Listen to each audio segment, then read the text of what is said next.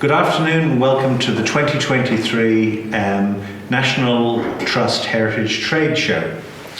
I'm Jeff Robinson and the moderator for today's panel discussion, and I'm a member of the Heritage Council of Victoria.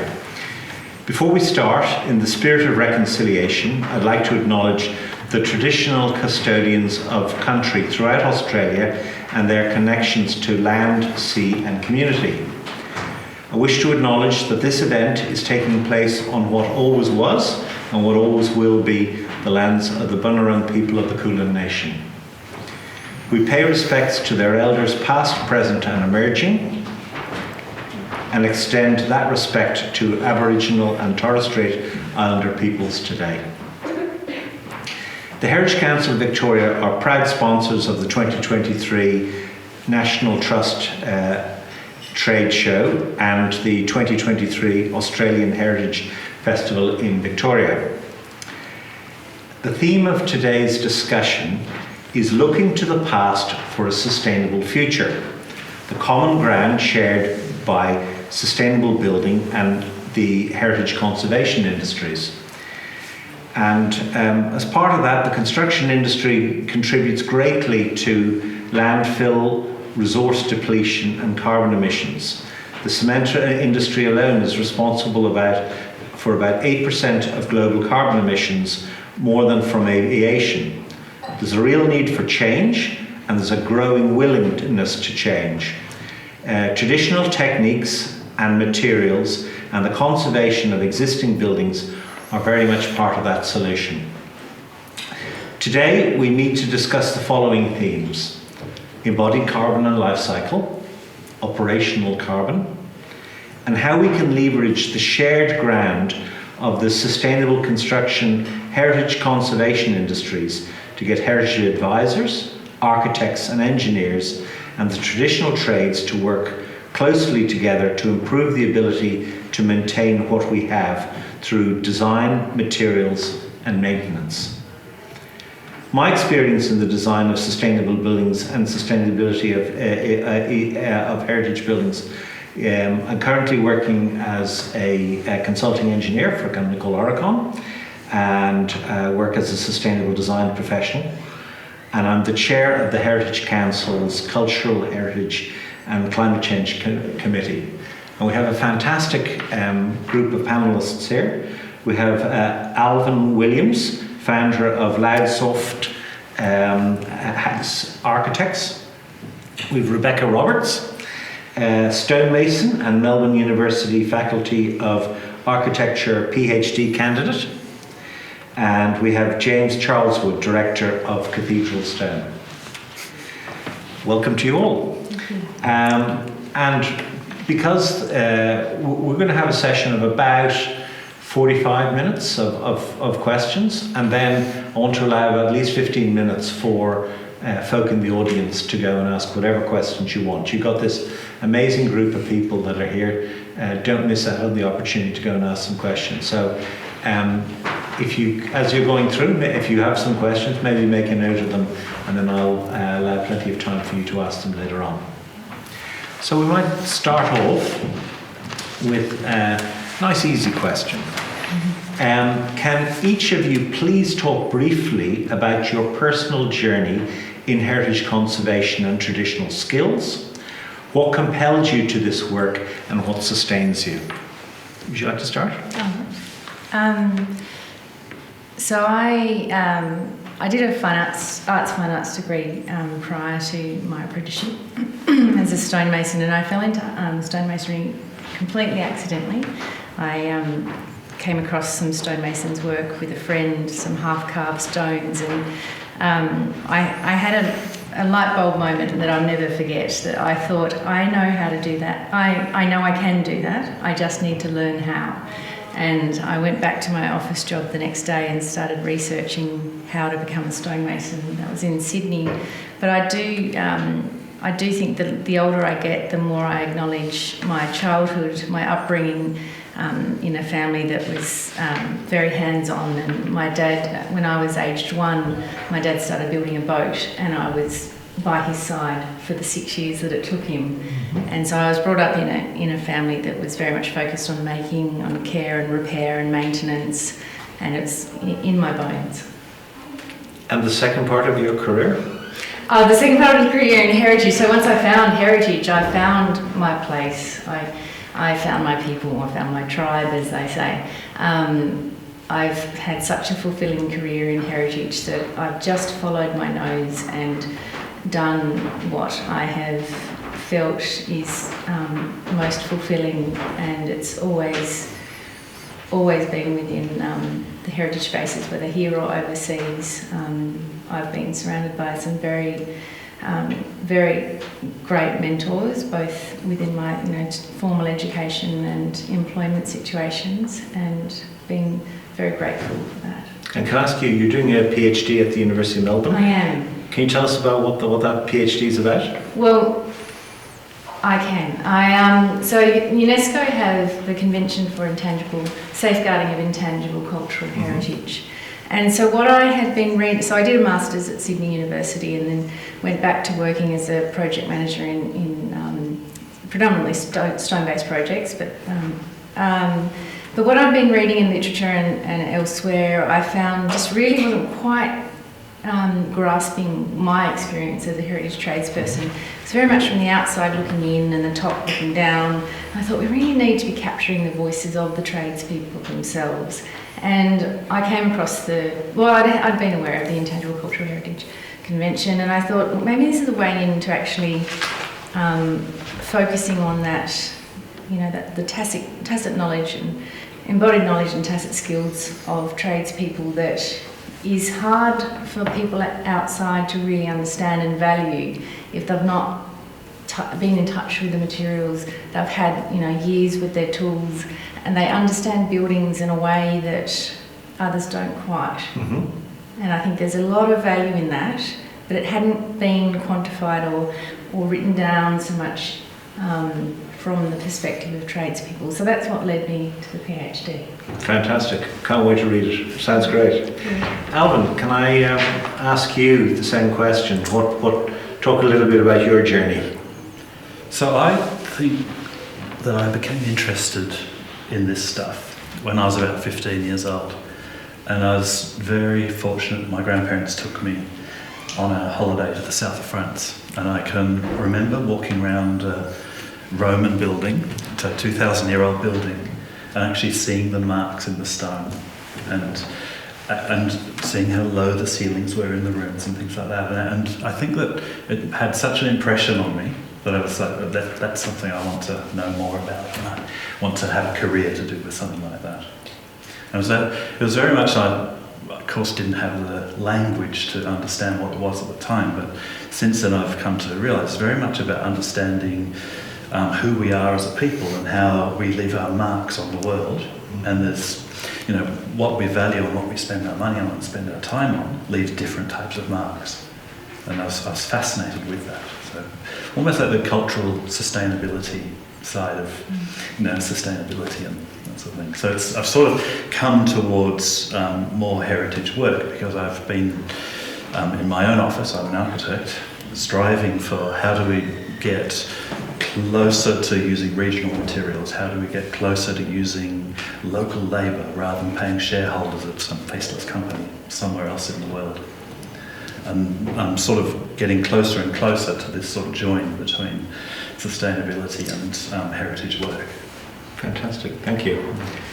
And James, can you tell us a little bit about how you are here and your passion, what sustains you? I think it comes back to parents and parentage for me. So the parent part is having parents who recognise that my natural learning propensity when I was a teenager was kinesthetic. I needed to work with my hands, and they supported that, and it led me in the direction of eventually doing an apprenticeship, but then gaining a church fellowship to go over to Europe, which is where the parentage element comes in. And our buildings have their parentage in Europe, and so the natural place for us to go and learn is Europe. And I think that was probably the single most seminal aspect of my career because, for example, in Rome, staying with Timothy Hubbard, and he was attending ICROM at the time, and just that mixing and blending with heritage architects gave the opportunity to develop a vocabulary that we continue to have in common today. And anyway, I came back here, and thanks to people like Tim, there was lots of work waiting to be done. And Cathedral Stone came about 33 years ago now, and it all became about skills and training. And so employing skilled people and providing training opportunities has been going for over 30 years now in Cathedral Stone. And as a result, we have a very strong group of employees. And gradually over the years, it's moved more for me personally in the direction of how to manage historic facades and for perpetuity. Yeah. Thank you. There's real concern about the decline in the availability of folk with the traditional skills which we need to maintain and preserve our built cultural fabric. Why is this happening, and what more can be done to encourage folk to consider a career as a traditional artisan or tradesperson? Who'd like to have a crack at that one? I think it comes back to that same issue of parents. I think as parents we need to be prepared to recognise that a great many of our young people need to work with their hands at a particular stage in their life.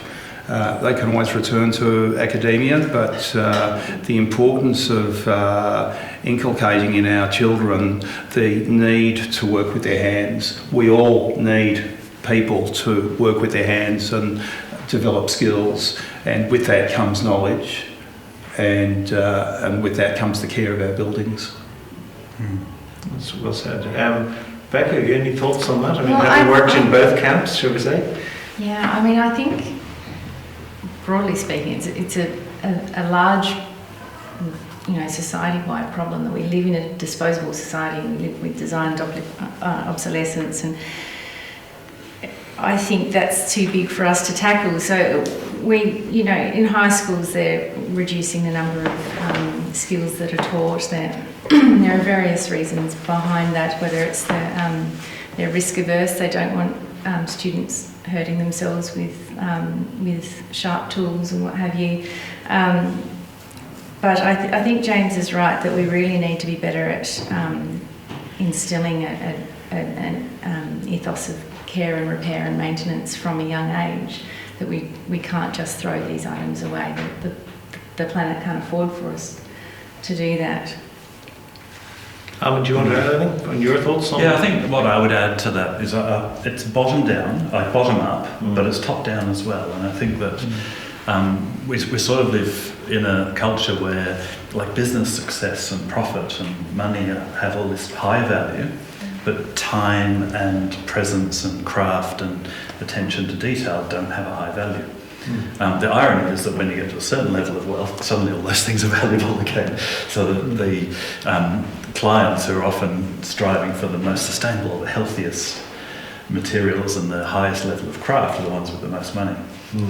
I think what I've noticed is that if people are doing boring work, there's like a level of numbness that the tradespeople have. And I always found, like as an architect, we do quite a lot of organic work, like interesting twists and different materials, and sort of stretch our tradespeople quite a bit. And I'm sure they all call me names behind my back, but I have noticed that they will take their mum or their girlfriend on the weekend to have a look at what they're doing, which sort of shows me that they're enjoying that work and they're getting something out of it that's actually much deeper than what they get out of the normal everyday. I think you're right, and it's interesting. I sat in on a couple of interviews here, which Sam was doing earlier on, asking, skilled tradespeople about, how they feel around. And the common theme was, I don't feel like it's work. I think it's part of who I am and what I do. And I think that's, in anyone's career, that's the secret, is to get something that aligns with their values.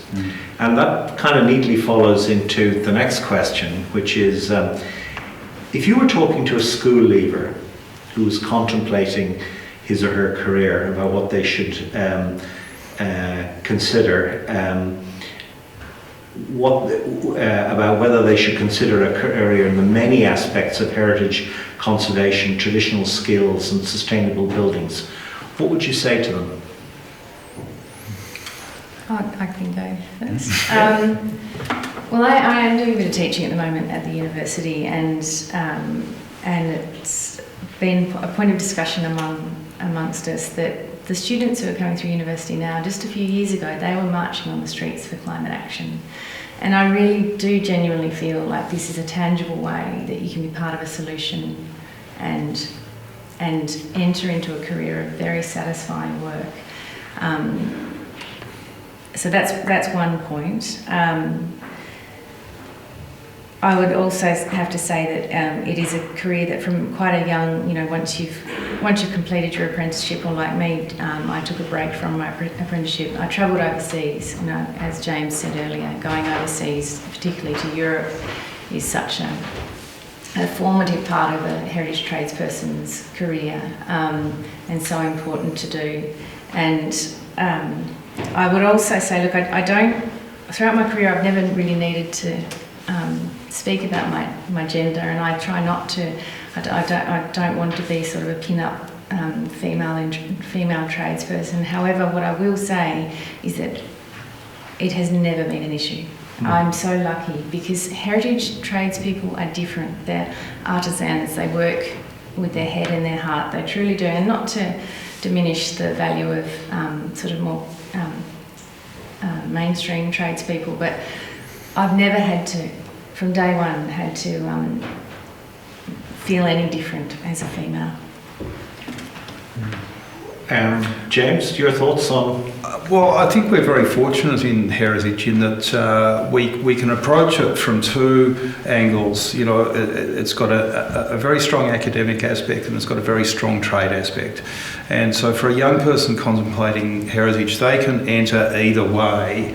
And not only that, but we're encouraged to understand that we will all experience career shifts, or particularly young people will experience career transitions. And the opportunity to go from a trade into an academic learning institution or vice versa is very much there and alive these days. I think we just need to foster that, because that fusion of skills and knowledge is absolutely what heritage places need, and really what sustainable structures require. Yeah. Alvin, do you want to add anything to that? A little. I always, we get quite a few young people through our office. I've noticed there's a few young people around today. I always say to the young people who are looking at what sort of career they'd like to do, think about where you'd like to be. Do you want to be inside, in front of a computer screen, sitting still 9 hours a day or more? Do you want to be outside? Do you want to be in nature? Do you want to be in an urban environment, like a man-made environment? Who do you want to be with when you're working? Do you want to be where you can actually be yourself and share things with other people, or do you want to be working on your own and doing something pure? And actually think about the type of life that you'd like to have, and then let that guide you towards what you're doing as a career. Good advice. Shifting slightly in our conversation, how well do you think that heritage advisors, architects and engineers are working together with the traditional trades to jointly maintain and conserve heritage and traditional buildings? Have you sometimes seen a disconnect between the heritage advisors, designers and the traditional trades? And what are you seeing the impacts of players not pulling together, if that is your experience sometimes? Look, it is a rather bipolar experience, for my sort of 30 or 40 odd years working in the field. we very often have the imposition of a specification that is inconsistent with our skill set and our knowledge. But when it works, it's about having shared language and shared respect. And I think getting the two parties, the trades and the managers, into the same room, into the same workspace, and understanding each other, having that shared language. You know, that time with Tim Hubbard in Rome was absolutely, you know, sort of essential. You know, going to some of the lectures at ICROM were just vital to sort of developing an understanding that, you know, these people are okay and they have some great ways of thinking about the work. And so I think there's a lot of opportunity to bring the two parts together and dispel this bipolar experience.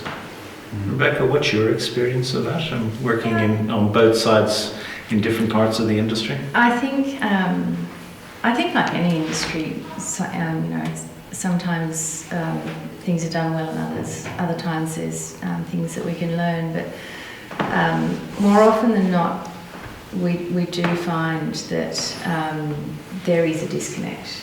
That we do need to work harder at being more collaborative across the different professions and taking opportunities for sharing the knowledge of everybody who's, you know, a part of a project. What we find as tradespeople is that as heritage tradespeople, we'll do the training, we'll attend Longford Academy, we'll go to the various training workshops that are put on for us, and yet when it comes to projects, if we receive a specification that's not in alignment with that knowledge that we have, we're not in a position to push back and have changes made to specifications once we're in a contractual position. That's a big problem, and unfortunately, what turns out when work is done to that specification that's perhaps not the best outcome for a building or a building element, it's always the tradespeople who get the finger pointed at them, they get the blame, and there's not an appreciation for the project structure and the management of that project and who makes those decisions. We, more often than not, we're following instruction, we're doing what's been asked of us. So there needs to be more communication and appreciation for the fact that it is a team effort, and we need to be working and communicating a lot better than we are. Do you want to add anything to that? Yeah, we've in our office recently started a database of heritage suppliers, because there's nothing like that in Victoria. It's early days for it, and there's only a handful of entries that we have in this database, but I've just noticed there's just this giant gap where we'll have clients and other tradespeople asking us, who do we go to for this, that, we want a slate roof, or we want to have some stone replaced on a building, and there's sort of like no central place where you look for those things. You've got, companies that are putting up websites to generally the larger companies.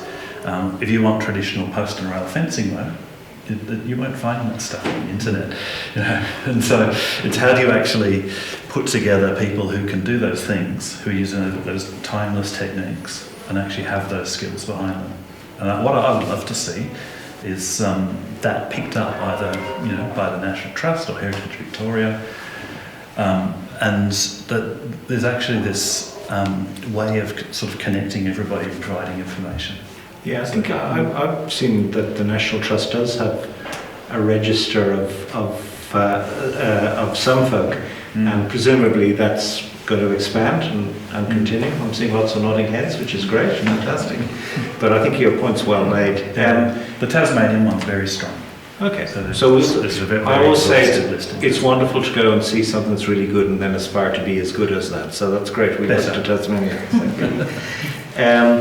So just building on that a little bit, we talked a little bit of the problem. How do we build strength in the working relationships between heritage advisors, designers and traditional trades to encourage closer collaboration together? James? Well, events like this Yep. are enormously helpful because we're all together and enjoying our heritage and the skills that create it and sustain it. I think sort of building on this, the opportunity for a really strong program of continuing professional development that is common to both architects and tradespeople, or heritage professionals and tradespeople. And of course we do have an excellent example of that, and that's the Longford Academy, which has done such a great job of bringing together a really diverse range of people and giving them a common set of skills and knowledge. Do you want to just, does everyone here know what the Longford Academy is? Oh, there's a few, some nods, but lots of shaking heads. Would somebody like to just tell, James, do you want to briefly tell us what the Longford Academy is? Donald Elsmore and David Young, I think they were the originators, weren't they, of the Longford Academy, and it's held on Brickenden Estate in Tasmania, just out of Launceston, and it's an opportunity to be fairly hands-on the buildings, but to learn about the conservation principles and practices on those buildings. You know, a little bit of time in the lecture theatre and a lot of time out in the field. So it's very practical like that. And it's for anyone, whether property owners, professionals, architects, tradespeople, anyone can go along. Sounds great. Can I ask then, Alvin, just, you know, as an architect, do you feel that, you know, what are the kinds of things that you think we could do better to bring the heritage advisors, engineers, architects and the trades to come together? Do you think, is there enough knowledge within the architectural profession of what, you know, the kind of skills that are out there, or the, you know, the skills that are needed to go and maintain heritage buildings? I think to be positive first, it's all about relationships. And as James said, if you can actually foster relationships, then the skills will be talked about, the issues will be talked about, it'll be fleshed out, there'll be lively debate about different things, and all that's good. What I don't think there's as an architect, in the training of architects, I don't think heritage is very strong in Australia. I don't even know if they teach about vernacular anymore. They used to teach about vernacular when I was at university. I think that's gone a bit by the wayside in the last decades. The way that architects are taught in Australia, I think heritage is very much seen as a constraint on what architects can do. And it'd be great to be able to flip that into an opportunity. I think let's just build on that for a second, and Becca, I might ask you on this one first, is do you think that the current educational system in Australia for heritage advisors, designers and the traditional trades is fit for purpose? And, you know, what can our educational institutions do to assist the education of those involved in the different aspects of heritage conservation? And perhaps what could we learn from other states or countries? And you might, I mean, you've been on both sides, but you're currently in the tertiary education sector, so maybe could you comment from that? Yeah, and of course it has to be noted as my personal experience. I don't speak for everybody, but of course the situations are different in each state. But I think, sort of leading on from the last question and perhaps combining them, I think we do have real problems with institutions and government bodies such as Heritage Victoria existing in silos, and not enough is done to allow accessibility of tradespeople into tertiary education spaces, to conferences such as, you know, ICOMOS conferences. It's very rare for tradespeople to be in attendance at those conferences, and so I think educational institutions need to be working more closely with Heritage Victoria and ICOMOS to find solutions to opening the doors to these spaces, and we need to be getting tradespeople alongside students in architecture and engineering to have that sort of that flow back and forth across disciplinary learning. I think some universities are doing it well, and I actually do think Melbourne University School of Design. There are aspects there that I think are really positive and things that we can build on. The Miles Lewis collection of materials, for instance, getting materials into the classroom that students don't see often enough, that getting a feel for what these materials are, how they respond, how they act. And I have had limited experience with other universities. When I did my Masters at Sydney, the program coordinator was Trevor Howells, bless him. He was just wonderful for welcoming in tradespeople. A number of tradespeople did their Masters when I went through then. So it's about being welcoming, providing accessibility and breaking out of these silos, I think. Thank you. James, from your perspective, from the tradesperson's perspective, is the education system fit for purpose for trades? Heritage trades? For stonemasons, I'd have to say it is. We've been wonderfully supported by Holmes Glen, and back before then, Collingwood College when it still existed. The training is not so much a problem. It is in other sectors, I grant that. But I think what is really important is to establish some sort of accreditation process, because without a way of being able to, sort of demonstrate your credentials, there's neither incentive for continuing training, nor is there any assurance that the skills that you're paying good money for are actually what you're getting. And so I think accreditation, probably through the VBA, is a direction that we should very much be looking in. But I'd also just add to that too that thing of the overseas travelling fellowship or whatever it is also a very important continuing thing. We are very small in Australia. We can go to England, Europe, and there's such a massive industry over there that we can learn from. We shouldn't lose sight of that.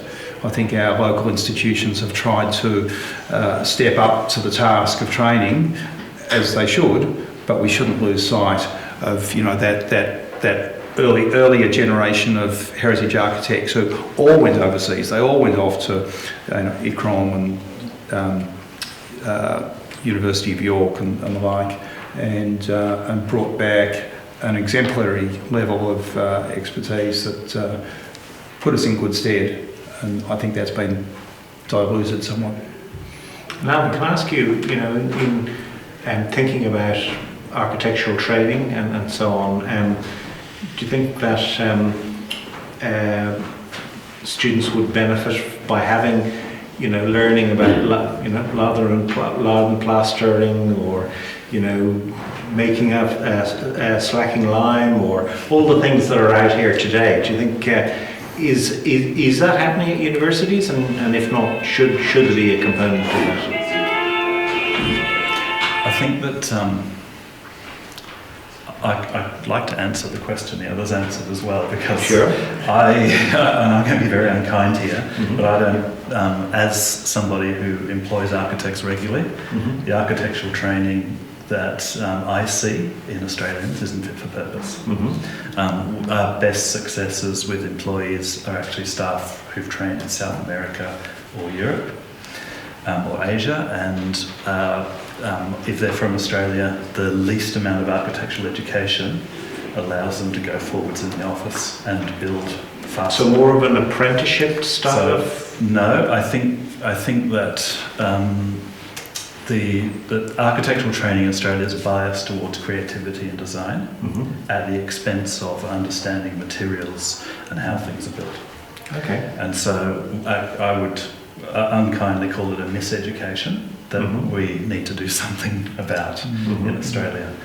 and which is really, that's where that not great relationship between architects and heritage work is coming about.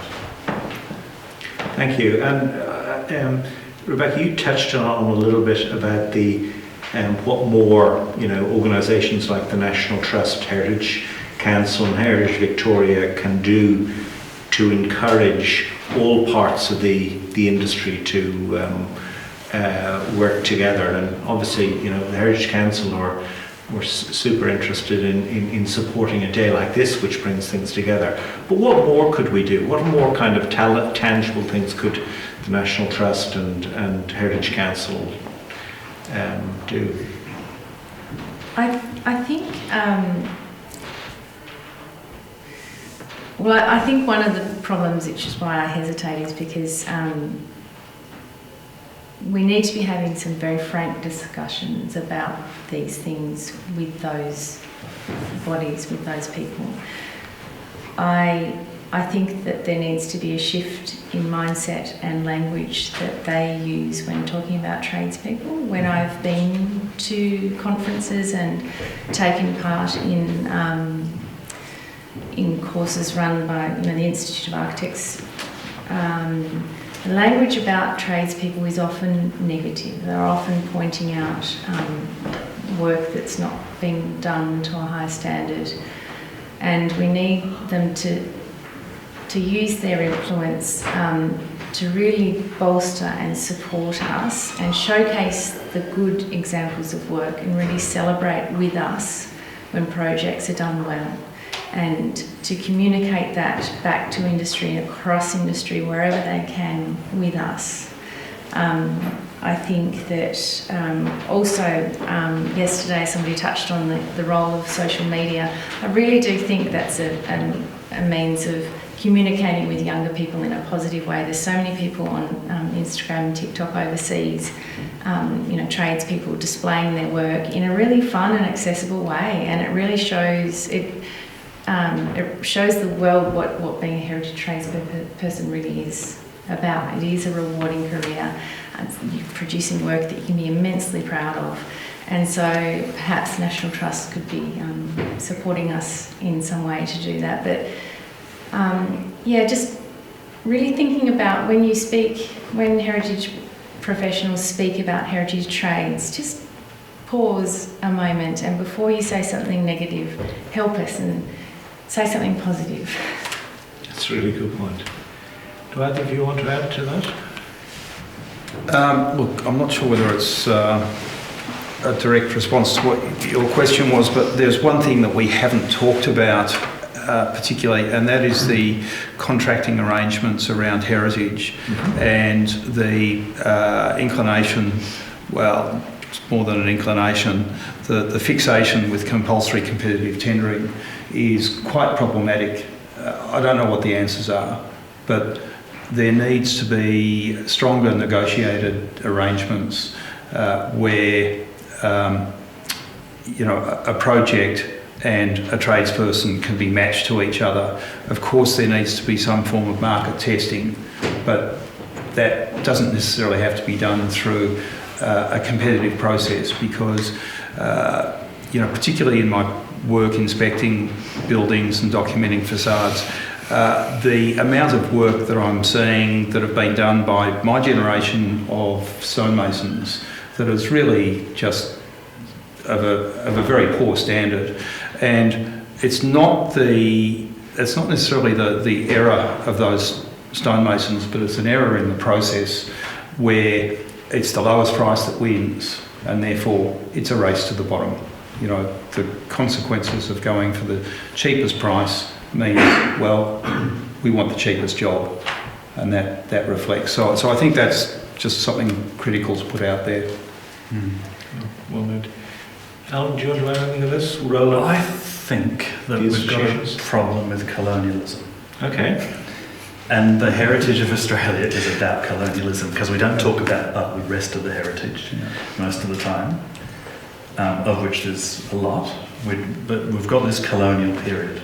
And I think that it's kind of a double-edged sword, because on the one hand, all these terrible things were done. I mean, the money that made a building like this came from somewhere. and it would have been people stood on, presumably, to spend this much on a building at this time in Australia. Now, there's a story, so there's an opportunity there for Heritage Victoria or the National Trust to actually use the events of colonialism and the way that happened and the changes that made to a country like Australia, and use places like this to tell a story. Mm-hmm. And that's of enormous value to our community, that we can actually stand in an honest story about what happened here, who was exploited, who was killed or disenfranchised completely, and then actually use these places to tell that story going forwards. And they become really important places because they're reminders of that's what happens if there's that level of inequity or imbalance in our community. Thank you. Got about half past, so we've got about 15 minutes or so left. So there's a couple of other things I'd like to explore with you. And it goes back to some of the original themes that we were talking about. Australia is starting to experience the impacts of climate change on our heritage places, and the impact of extreme weather events on heritage places will increase in the future. Could each of you talk about the role of heritage advisors, designers, and the traditional trades in maintaining traditional buildings and improving their resilience to climate change? Can I start just to follow on from Alvin to bring those two themes together? I think that the theme of the National Trust Heritage Festival, shared stories, I think is one that we can talk through, along with what we spoke about earlier about looking to good examples. The University of Melbourne has, I encourage you to all look up the Contested Histories panel discussion that was had that talks about this, about being aware of the stories that happened in these places and how we can move forward positively,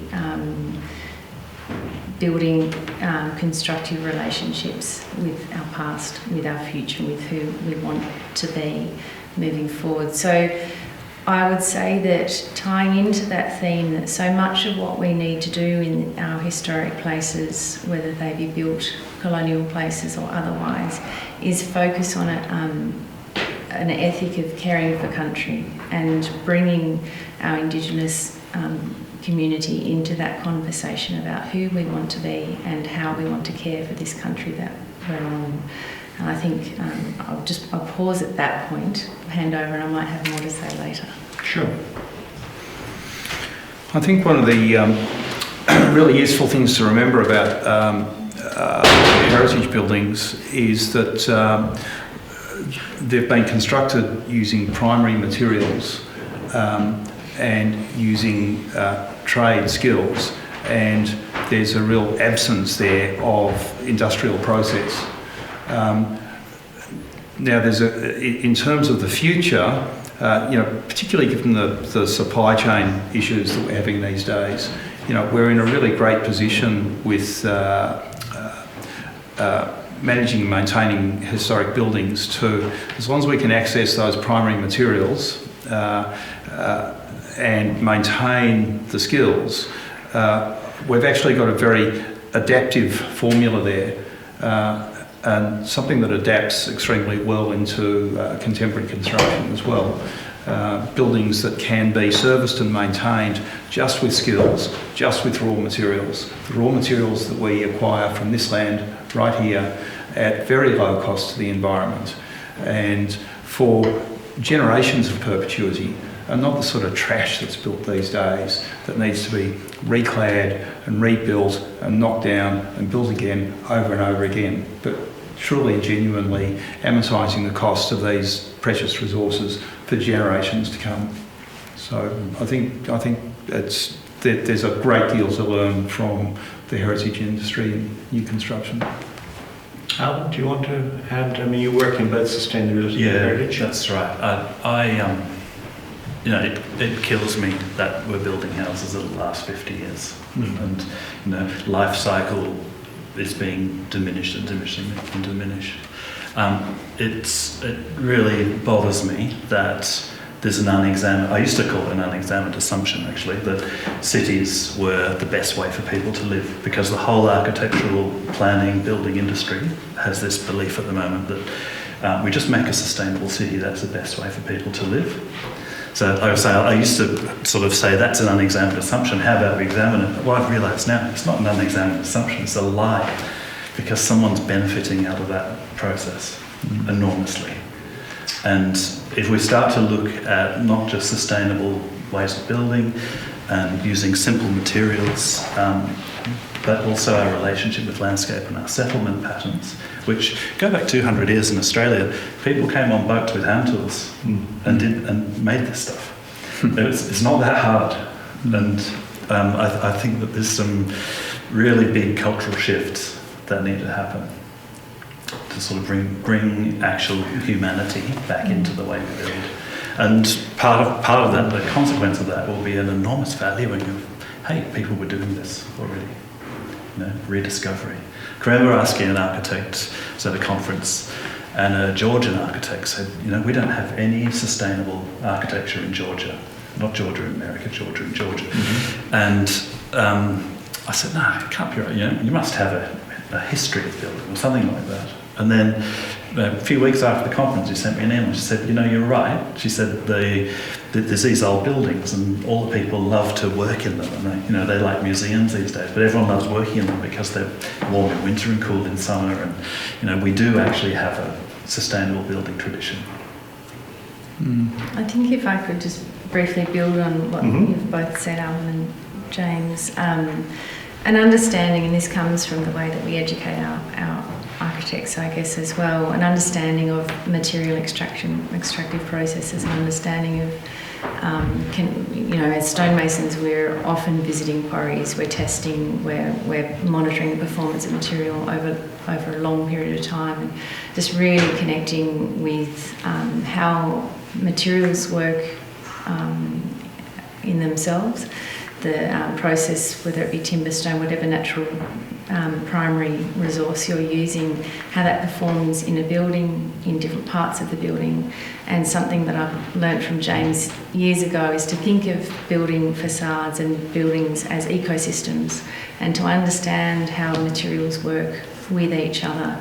And when you have that understanding, you can then, conservation, heritage conservation is synonymous with material sustainability, and the motto of doing as much as necessary but as little as possible. That's sustainability in action. Absolutely. And so understanding materials and that you can repair small elements, you don't have to repair wholesale units. That starts with an understanding of material performance.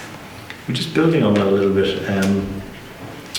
How do we help owners and custodians of heritage places to understand how to maintain their properties and avoid maladaptive and damaging works? So, for instance, somebody who's got a heritage property and they see there's some rot in a sash window or something like that, and perhaps somebody advises them, they just need to go and replace that with, brand new windows. How do we kind of educate them on, or help them to understand how to maintain their properties? Do you want to? Well, I think we need to develop the new Certificate 2 in Heritage for property owners, because at this stage it's been developed largely for work experience and pre-apprenticeship training, but I think it's a unit of training that could well apply to building owners, so that they can become quite well appraised of all the different trades and how to communicate with those trades. And I think that an event like this, is where there's a lot of wonderful trades all under one roof, would be a great place to actually conduct some of that training. That's really good. Alan, do you want to? And I think there's so much happening in other places in the world as well. There's a company in Italy that's making terracotta pan tiles that can generate electricity, and they've just done some replacement roofs near Pompeii.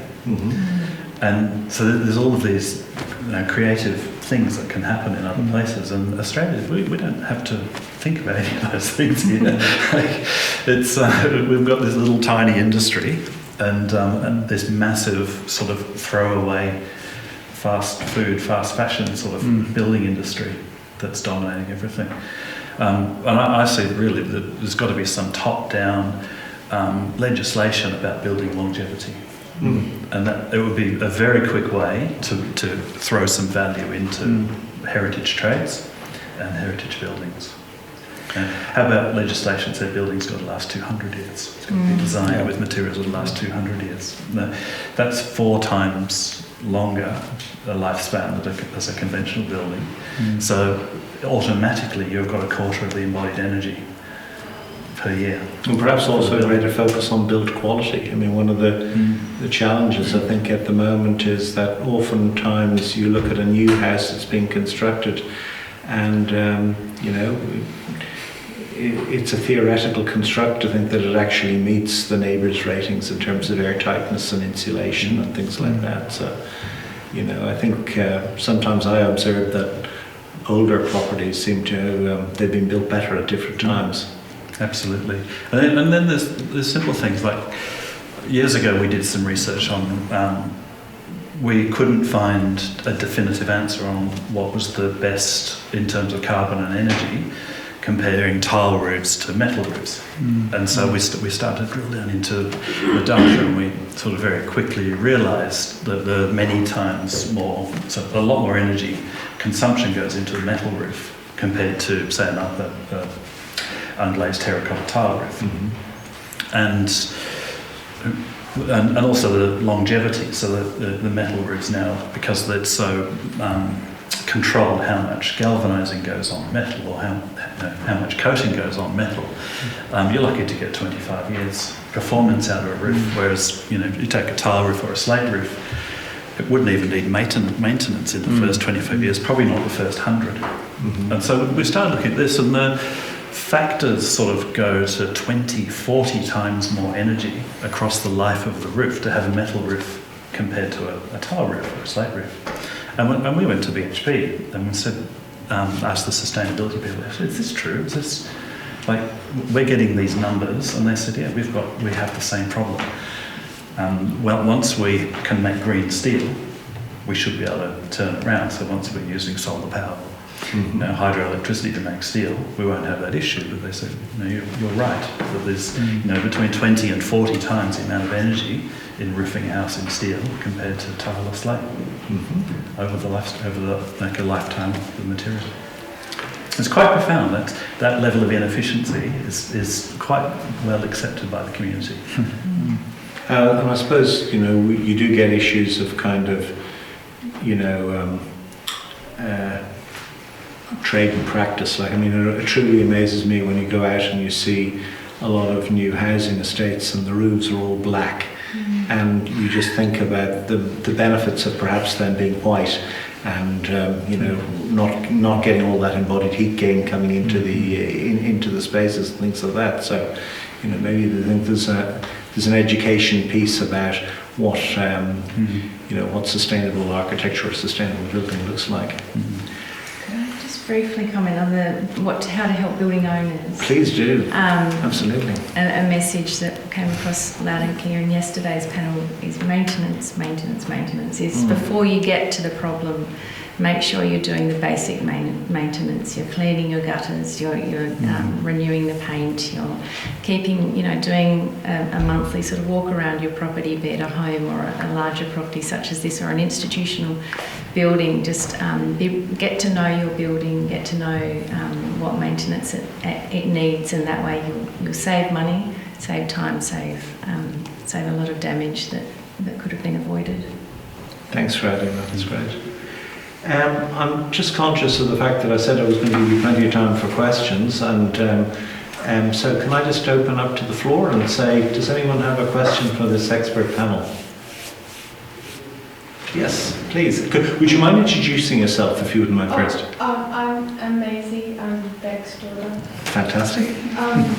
I was just wondering, with the sustainability of stonemasonry, is it completely sustainable, or is there some problems? And if there is there ways of fixing it? Great question. Great. Who would you like to ask the question to? Anyone. James, do you want to have Could you go and repeat the question, because I really can't quite hear. Sorry. Is stonemasonry completely sustainable, or is there like problems with it? And if there is problems with it, are there ways of fixing it? If I could answer that in a bit of a roundabout way, there's always problems with masonry. There's always problems with buildings. What makes it really sustainable is that it's socially sustainable. That means that we need skilled people to be able to keep them going forever. And social sustainability is something we haven't talked about today, but that's where people have really satisfying jobs that pay them well, and because they've got the skills to sustain those materials. So stone is imperfect, terracotta is a little bit more perfect, but they're all imperfect and they all need sustaining through skills. Do you want to have a crack at that? I'll have a crack at that. Thank you. It's a great question. What I will say is that when we talk about the carbon that's embodied in a building, like the carbon cost of building a structure, what the planet pays for that.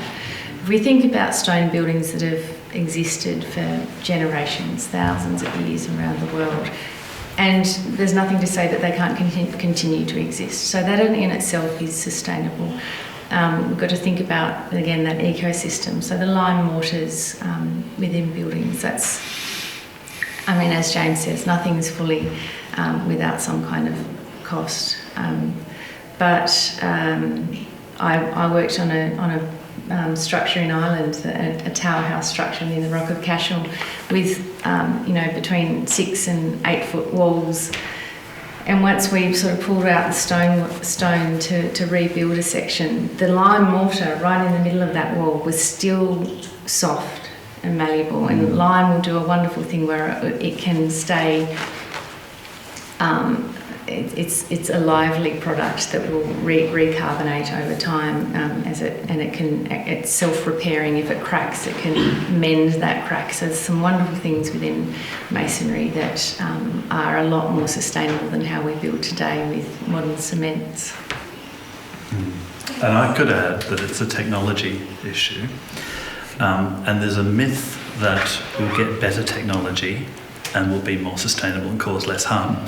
If you, like someone like Tony Fry, an architectural writer, says actually every growth of technology has led to destroying the world faster. And modern society is seduced by this myth that technology will solve all of our problems. And he says, maybe it won't. No, maybe we need to actually make our choices about which technology we'll use. We might need to be like E.F. Schumacher and say what's an appropriate amount of technology to provide shelter for people. Well, it's interesting. I think that there's potentially a combination of both new ways of analysing things and using older techniques.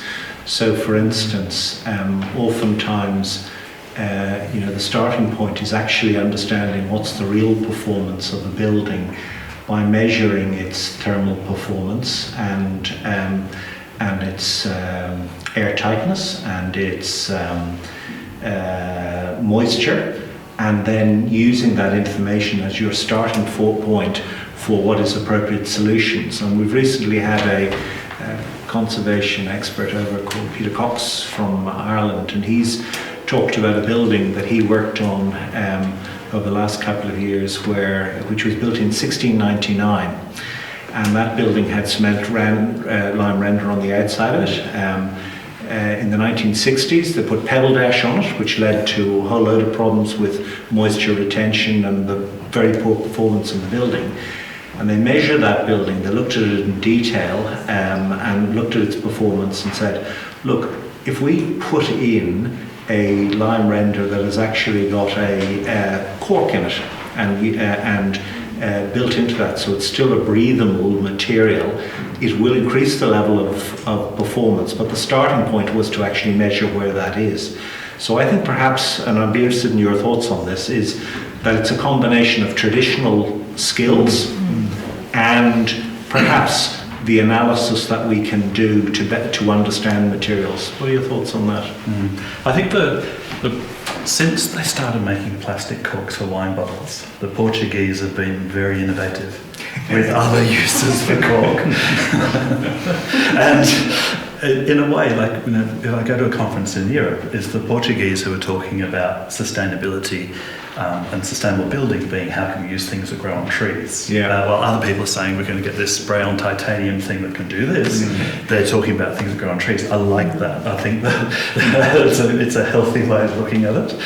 And yeah, we've used the cork render as well for mud brick buildings. So breathable cork render, mud brick, great thermal lag as a building material, but quite poor insulation. So if you use cork renders as your paint finishes on the outside, you can start to get some insulation to mud brick walls. Perhaps there's potential for that sort of cross-pollination between industry and institutions for feeding back the needs of technology research. And I know there's great work being done around the world on use of mycelium, use of coconut shells and husks, and all sorts of things that we perhaps could be working a bit more within our heritage spaces in feeding our researchers in institutions in this direction. Do you have another question? Simon Davis. I just forgetting that we're in Victoria with the great Victorian city. How do your comments that you've made relate to, for instance, the heritage issues that we're going to face in possibly the next 5 to 10 years when a multi-storey housing commission building, e.g. the one in Park Street, South Melbourne, should probably go on the register, and triple-fronted brick veneers in Cheltenham and A.V. Jennings modern homes are all worthy of heritage value? If you have any comments relating to what you've said, because I think we actually have a problem that we tend to stick in the 19th century. My home was built in 1884, and I'm sure the guys who built it, I'm sure there weren't any women building it as well, didn't think at all what it was going to last. The fact that it's lasted so long might be a testament to their skills, but I suspect it's actually to do with the thickness of the materials that they use. But we have this problem that we've got this, we're building our heritage today, and we have to keep it because it has a social significance. You know, if I take Cheltenham as a suburb, you know, it's full of cream, triple-fronted brick veneer houses, which are just the equivalent of my house in Parang for its era. And it's as worthy as my house in Parang. But we don't, to me, the heritage community seem to not pick up on this at all. And it's got as many building problems as my home, or this building. Because the Victorians didn't build perfectly. You know, I mean, the Victorians couldn't build a gutter, a concealed box gutter to save their lives, for instance. I think it's a great question, and I think it's going to become more and more issue. It's a very serious issue. I totally agree. We've got to do it. We need to do in the last answer it now. Absolutely, in the last few years, there's been a number of mid-century modern properties that have gone on the register. Federation Square went on the register. One Spring Street. So you're absolutely spot on. What's the approach we should take to our new heritage, shall we call it? Well, if we talk about traditional construction systems, then why don't we just talk about tilt-up slab construction systems and recognise that, you know, there are particular skill sets that go with them. Of course, there's also the supply of materials, but it can't be that difficult to say, well, you know, we need to revisit the technology that applies to that system and the skills, and make darn sure that we train using those technologies. Alvin, do you want to have a go? Yeah, I agree with so too. We've, as architects, we've had some funny situations where we've designed a building and it's become heritage listed before we designed it because the property was already heritage listed. Like one of the schools that we'd worked on was heritage listed, so it's sort of like you're doing a new building that's carrying that from the start. But that's obviously not normal. It's quite unusual. I think, like, what drives me with sustainability is actually looking at cultural sustainability. It's sort of the why behind the how. And I think once we started looking at that, it really focuses on, well, what culture actually is worth sustaining? Like, it becomes just as important, the type of culture that we're creating and making every day, in like imagining a future that we want to live and leave our children and our grandchildren. And then how do you place that, and how do you tell the story of a culture that changes from like an exploitative culture or a culture that, you know, had no real care, just mined the environment and the forests and everything else in a sort of mindless way, to a culture that's actually becoming wiser and more sustainable over time and more grounded in its place as well. And so I think that, like, all of those steps in that journey are important. It's part of that. Becca? I think what I would say is that perhaps we also need to get away from just thinking about our sort of heritage listed places and think about more broadly about older buildings, traditional buildings, or from whatever era they come. We need to be focusing on maintenance, repairability, repair instead of replace. It needs, again, a bit of a mindset shift that whether your property is heritage listed or not, we need to be retaining these buildings for as long as possible. And, you know, perhaps there could come a day where we're regulating for, you know, buildings to last 200 years. But I think we really need to be valuing buildings in ways that are more broad than just heritage listing. I think you're right. If I can add, one of the problems that we're facing is that steel reinforced concrete actually has a 100-year lifespan. And so that came into popular usage sort of from the 1950s, a little bit before, but really, you know, hit its straps then. Parts of the world, like Italy already, from a bit earlier. But once we see the impact on our cities of a sort of focus on using reinforced concrete, and the actual repair costs and the rebuilding process that we're going to need to follow. So maybe, because of that choice of material, maybe we need that's to going to consider things to have longer lives moving forward. That 100 years may not be, if you're thinking about things from a really sustainable point of view, that we maybe need to look at longer alternatives on that, or different techniques. Or use stainless steel. Perhaps. You can afford that. or carbon fibres, where it's Carbon fibre as well, that's what we've done in West Cap Bridge. I'm conscious that we've pretty much got near to the end of time. Does anyone have one very, very last question? Mark, who are you? Mark Burgess. I just wanted to pick on back and put a commercial hat on this, because there's a couple of things mentioned. I think James mentioned the challenge of contracts and competitive contracts. And I think Rebecca mentioned occasionally getting specifications to quote against, which actually aren't the approach the tradesperson would take, and you've got this conflict. In the commercial world, we have a group called NatSpec that put out model building specifications, which can be used by architects and designers. Is there a place for somebody, either internationally, nationally, or in Victoria, to get together and write model specifications for the heritage trades?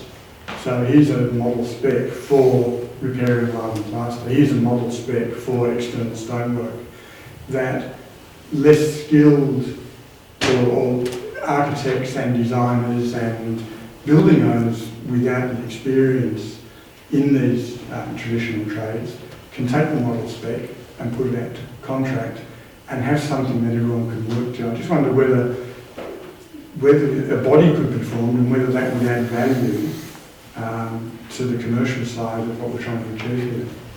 I think with heritage and traditional skills, it's not so much trying to nail down a specification as such, because practice is always changing. Even though we're using a traditional skill set, you know, the application of that is always moving. Now that could be accommodated into a documented process.